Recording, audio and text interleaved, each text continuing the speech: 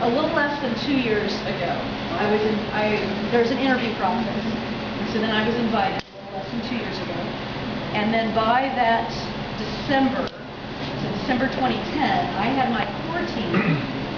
This is Taylor Burton Edwards. He's also part of the core team. He's the, tell him your title. Director of Worship Resources, GBOD. Yeah, so he does all that incredible resource stuff on the GBOD site. He's part of the core team as well.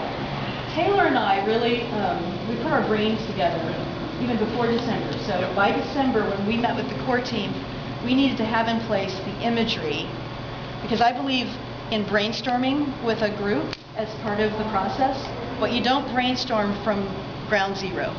You brainstorm from someone having had a vision of what I call an anchor image. And then, and also that, and I call that person a visionary. And that visionary having the sense of what are the scriptures, what's the scriptural text, you know, the bed, the ground bed that we're going to use. So Taylor and I worked initially before the core team meeting, and I started with, I mean, all they gave me was making disciples of Jesus Christ to transform the world. Like, okay, not getting much inspiration there. And then they gave me the logo.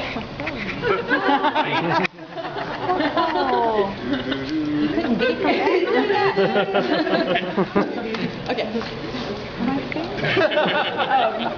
And so I was like, okay, not being inspired there. So I began to, I always look at different, context is important. So I know it's General Conference, but where are we?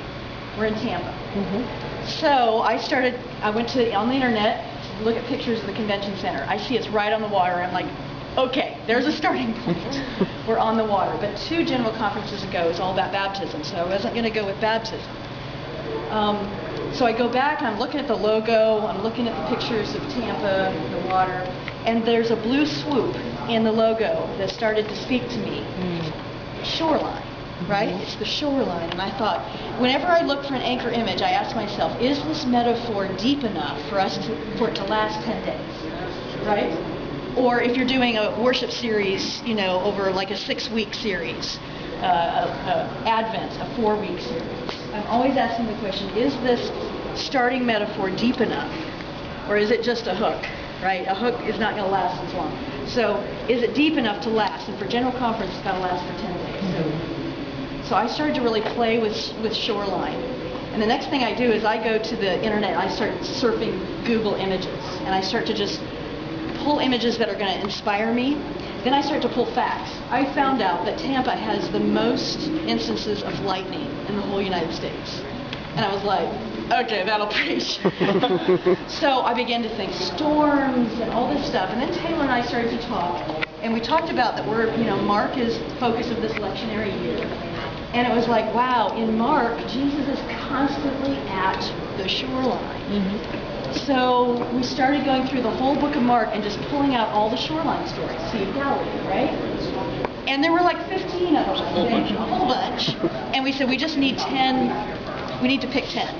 And that's going to be what I call our frames. And a frame is the container in which you're going to begin to hang all this up. Begin to create each worship experience. And I had 10 frames because I had 10 days, even though we had 7 worship services. I was just going to stick to the 10 days in terms of the theme. So anyway, this is a very long answer to, how long ago. But this is all happening before December of 2010. I get together with my core worship team, and we sat at Jackson's, the restaurant there. We sat at Jackson's, and we exegeted. This is Ted Linden-Hatton. He's also part of the core worship team. He's doing the visual installations outside and in the back.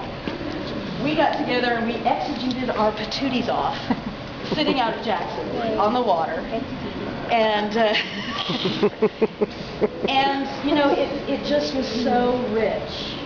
And as we worked with those scriptures, we're just like, oh my gosh, yeah.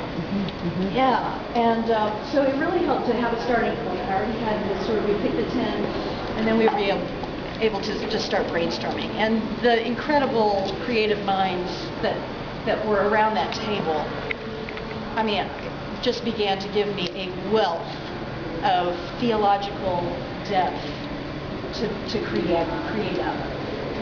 And out of that, I wrote, this is my process, I write a synopsis for every day. And that's what you have in your worship guide, in your program book, where it has the scripture of the day, it has my synopsis, and it has the symbol. So out of that whole thing, the synopses got created out of those conversations. So those synopses are really the culmination of all that conversation. And then that gave me a place to begin to design.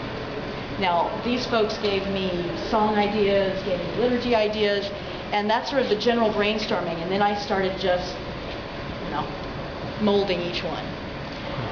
And so it's been 1.5 years that I've been working on this.